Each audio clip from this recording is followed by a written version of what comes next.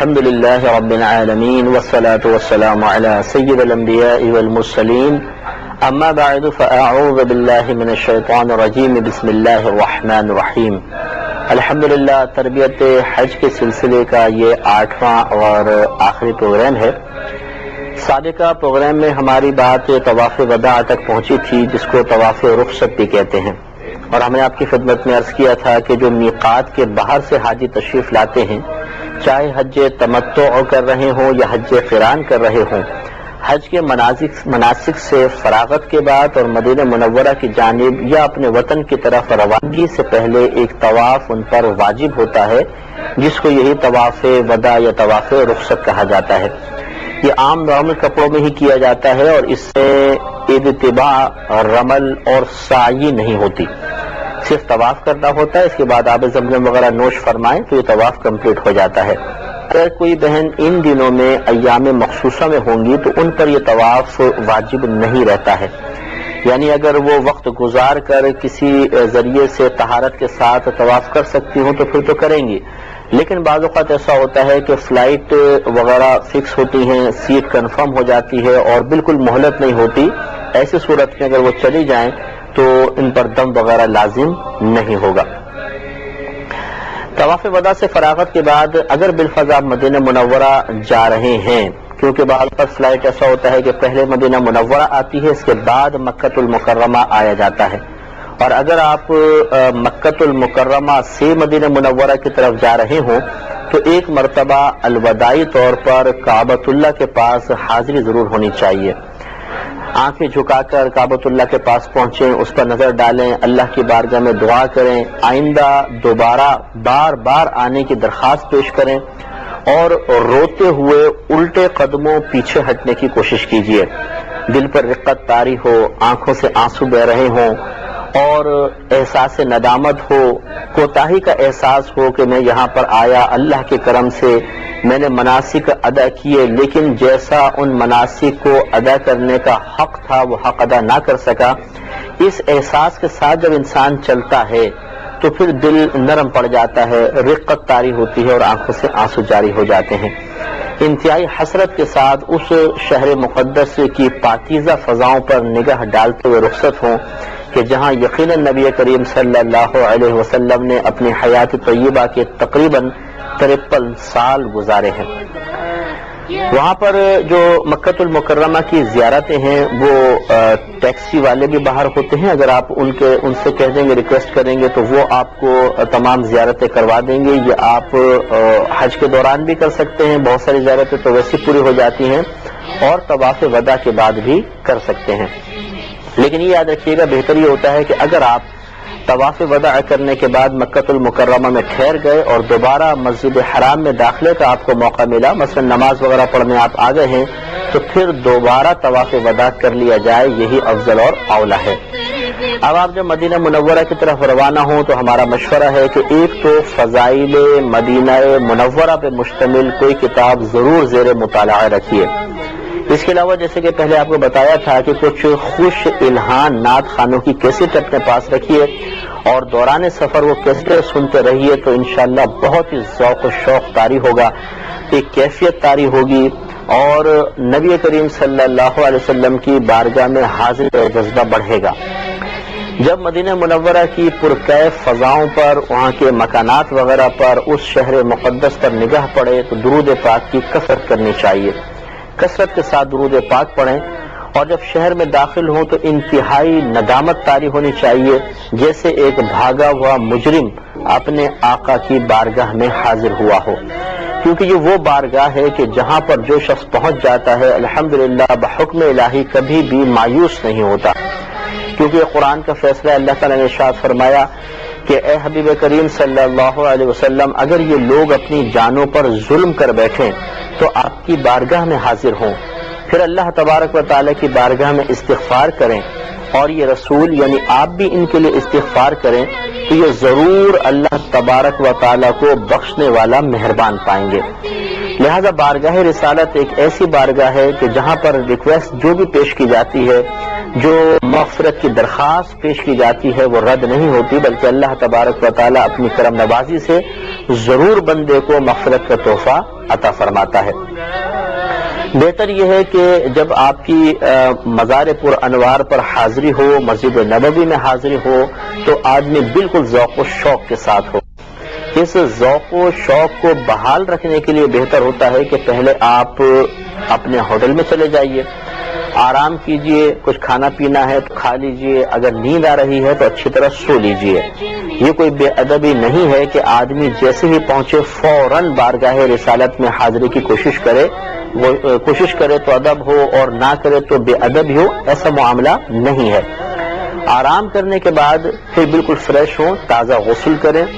جو اگر کوئی آپ نیا لباس لائے ہیں تو بہت ہی بہتر ہے کہ نیا لباس پہنیے، آنکھوں میں سرما لگائیے، عطر وغیرہ ملیے، اور ہو سکے اگر ممکن ہو تو مدینہ منورہ میں حتی الامکان ننگے پیر رہنے کی کوشش کیجیے،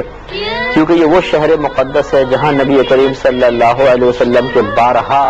قدم مبارکہ لگے ہیں۔ تو امام مالک رحمۃ اللہ علیہ کا طریقہ یہی تھا کہ آپ مدینہ منورہ میں اس قصد کے ساتھ جوتیاں ہی پہنتے تھے کہ کہیں ایسا نہ ہو کہ میں جوتیوں سمیت اس مقام پر قدم رکھ دوں کہ جہاں نبی کریم صلی اللہ علیہ وسلم کے قدم مبارکہ پڑے ہیں۔ لیکن یہ ایک ادب کی بات ہے، اگر کوئی اس کو ترک کر دیتا ہے اور مدینہ منورہ میں جوتیاں پہنتا ہے تو ہم اسے بے ادب نہیں کہہ سکتے، کیونکہ بعض آداب ایسے ہوتے ہیں جن کا ترک بے ادبی نہیں ہے، کیونکہ کثیر صحابہ کرام سے مدینہ منورہ میں نالین پہننا ثابت ہے، تو جتنا ادب کریں گے اتنا ہی بہتر ہے۔ ہاں یہ ضرور ہے کہ مدینہ منورہ کی کسی گلی میں کسی مقام پر تھوکنا نہیں چاہیے۔ اس کے علاوہ مدینہ منورہ کی کسی چیز پر تنقید ہرگز مت کیجیے گا کہ یہ ایسا ہے، یہ ویسا ہے، یہ موسم پہ تنقید کرنا شروع کر دیں، یہ قطعاً غیر مناسب ہے۔ اب جب بارگاہ رسالت میں حاضری کا قصد و ارادہ ہو تو ویسے ہی جیسے ایک بھاگا ہوا مجرم اپنے آقا کی بارگاہ میں انتہائی ندامت کے ساتھ آ رہا ہو،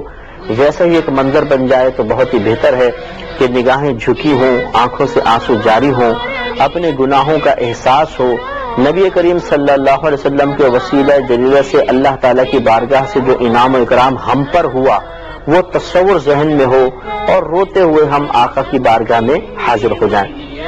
جب مسجد نبوی میں داخل ہونے لگیں تو احتیاط کے ساتھ سیدھا قدم مسجد میں رکھیں گے،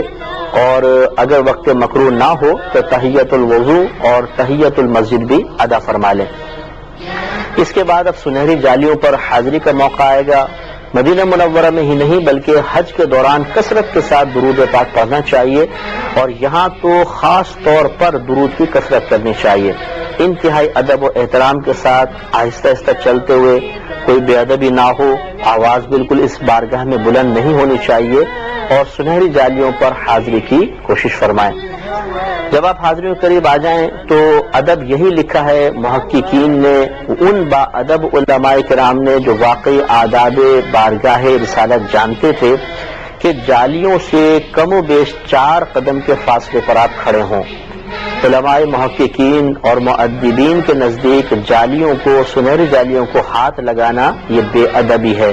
کیونکہ ہمارے ہاتھ اس قابل کہاں کہ ان جالیوں تک پہنچیں۔ کیا نبی کریم صلی اللہ علیہ وسلم کا اللہ تعالیٰ کی عطا سے کرم کم ہے کہ اپنی بارگاہ میں حاضری کا موقع عنایت فرمایا؟ لہذا 4 قدم کے فاصلے پر کھڑے ہوں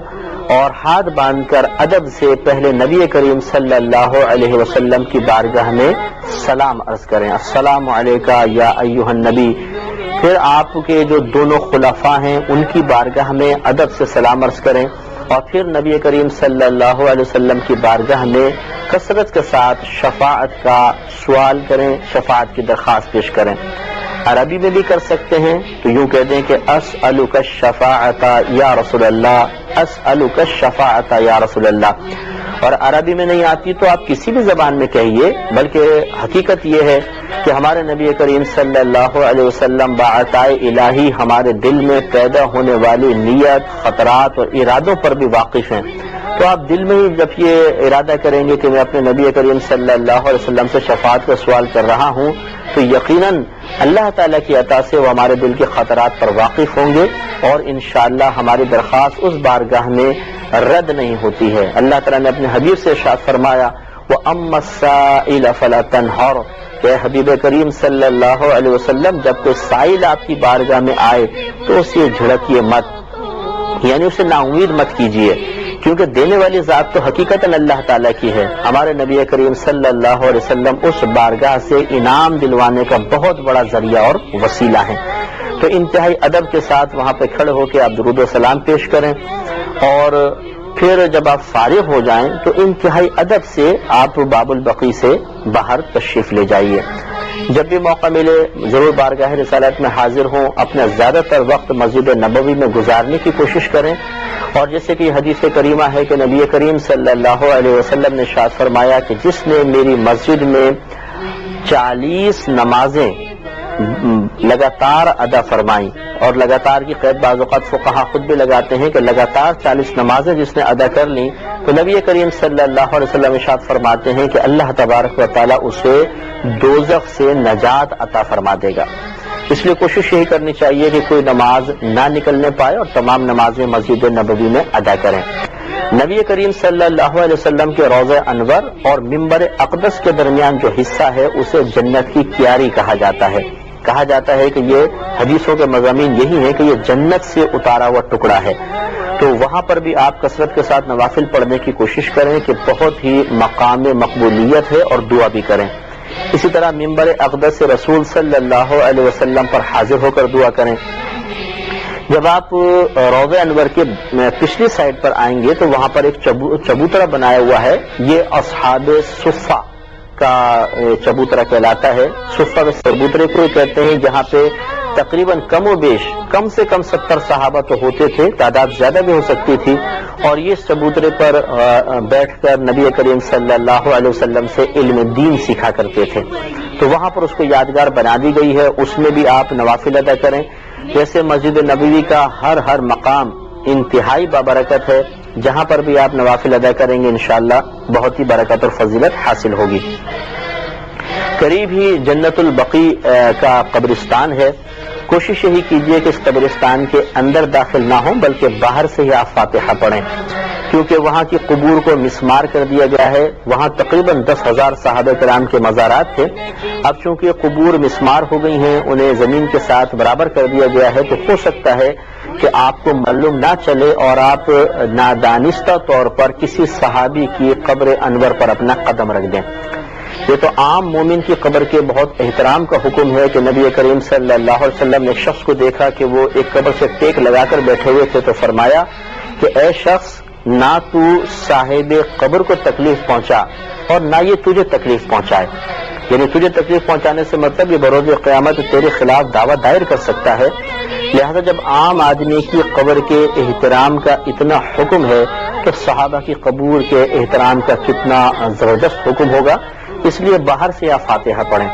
اس کے علاوہ شہدائے احد کے مزارات پر حاضری بہت بڑی سعادت کی بات ہے، وہاں پر آپ جائیں، وہاں پہ بھی فاتحہ وغیرہ پڑھیں، اور ان ہر مقامات پر غلوف سے بچنے کی کوشش کریں۔ عقیدت کا اظہار وہی اچھا ہوتا ہے جو دائرہ شریعت میں رہ کر ہو۔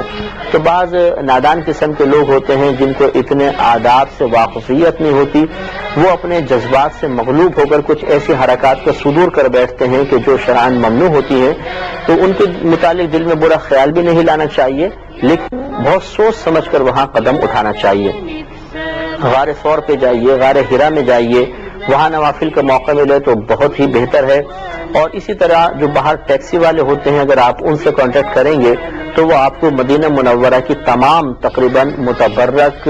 زیارتیں، جتنی بھی اچھی زیارتیں ہیں، مشہور زیارتیں ہیں، زیارتیں تو سبھی اچھی ہوتی ہیں،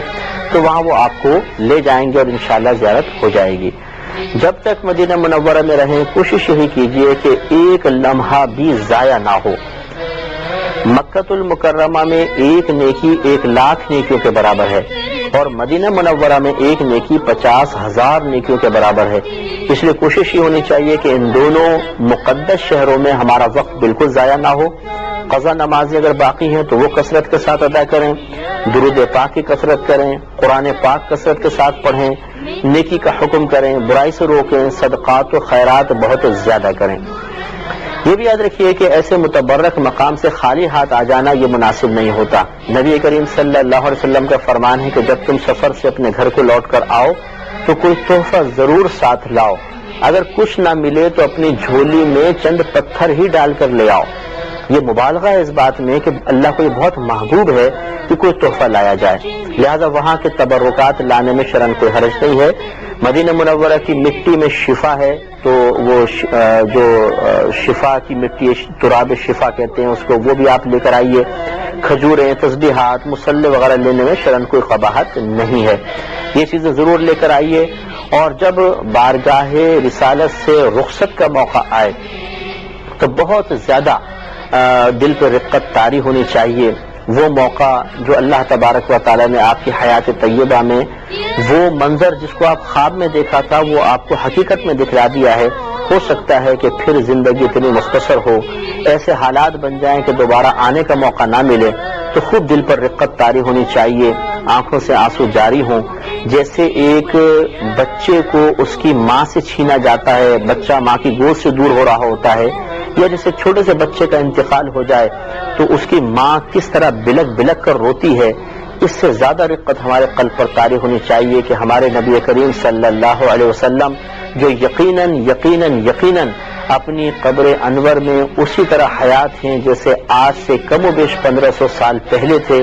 آپ ہمیں ملاحظہ فرما رہے ہیں. اتنے قریب آنے کے بعد اور پھر دوری اور جدائی کا تصور حقیقتاً اس شاخ کے دل کے ٹکڑے ٹکڑے کر دیتا ہے. لیکن بہرحال اللہ تعالیٰ کے فیصلے ہیں، زندگی کا کاروبار بھی چلانا ہوتا ہے، مجبوریاں ہوتی ہیں، بہت سارے معاملات ہوتے ہیں. تو یہ تمام باتیں اپنے ذہن میں لے کر آئیں اور جب رخصت ہو رہے ہوں تو خوب بلک بلک کر روئیں جیسے کہ بچہ اپنے ماں سے یا اپنے والد سے جدا ہو رہا ہو، اور حسرت کے ساتھ اس شہر مقدس پر نگاہ ڈالتے ہوئے اپنے وطن کی طرف واپس آئیں. یہ حدیث مبارکہ ہے کہ نبی کریم صلی اللہ علیہ وسلم نے ارشاد فرمایا کہ جب کوئی شخص حج کر کے واپس آتا ہے تو اللہ تبارک و تعالی اس کی مغفرت فرما دیتا ہے، اور یہ حاجی جس کے لیے دعا کر دے اللہ تعالیٰ اس کی بھی بخشش فرما دیتا ہے. لہذا آپ بھی کوشش یہ کریں کہ جو آپ کے رشتہ دار وغیرہ ہوں، اگر آپ حج کر کے واپس آ رہے ہیں ان کے لیے دعائیں کریں. اگر خدا نخواستہ آپ کو حج کا موقع نہ مل سکا تو جو حاجی واپس آ رہے ہیں ان کی خدمت میں حج کی درخواست پیش کریں اور مغفرت کی درخواست پیش کریں، تو انشاءاللہ عز و جل ہمارے لیے بھی مغفرت کا سامان ہوگا. کوشش یہی کیجئے کہ واپس آنے کے بعد اپنے آپ کو نمایاں کرنے کی آدمی کوشش نہ کرے کہ جی میں حاجی ہوں، میں نے حج کیا ہے. انتہائی عاجزی انکساری کے ساتھ. اور یاد رکھیے کہ حج مقبول کی علامت یہی ہوتی ہے کہ واپس آنے کے بعد انسان اپنے آپ کو خطاؤں سے بچتا ہوا پائے، عاجزی انکساری میں اضافہ پائے، عبادات پر استقامت ہو، گناہوں سے نفرت پیدا ہو جائے، اچھی صحبت میں بیٹھنے لگ جائے. تو یہ اس بات کی علامت ہے کہ اللہ تبارک و تعالیٰ نے آپ کے حج کو درجہ قبولیت عطا فرما دیا ہے. ہم آپ کے لیے یہی دعا کریں گے کہ اللہ تعالیٰ آپ کو عافیت کے ساتھ ان مقدس مقامات پر لے کر جائے، تمام مناسک کو اچھے طریقے سے ادا کرنے کی توفیق عطا فرمائے، اور پھر عافیت کے ساتھ آپ کو واپس آنے کی بھی توفیق عطا فرمائے. ہمارے حق میں بھی دعا کیجیے گا. اللہ تبارک و تعالیٰ ہم سب کو بار بار حج بیت اللہ اور مدینہ منورہ کی باادب حاضری نصیب فرمائے، آمین. جتنے بھی پروگرام حج کی تربیت کے سلسلے میں آپ ملاحظہ فرما رہے ہیں ان کی ویڈیو سی ڈی بازار میں دستیاب ہے. FRS انٹرنیشنل سے آپ خاص طور پہ اس کو حاصل کر سکتے ہیں. خصوصاً جو حج کرنے کا ارادہ رکھتے ہیں ان سے ہماری گزارش ہے کہ اس ویڈیو سی ڈی کو بار بار دیکھیں اور اچھی طریقے سے تربیت کرنے کے بعد، تربیت حاصل کرنے کے بعد پھر حج کے مناسک ادا کریں تو انشاءاللہ حج کی مقبولیت کا بہت زیادہ امکان ہے. وآخر دعوانا ان الحمدللہ رب العالمین.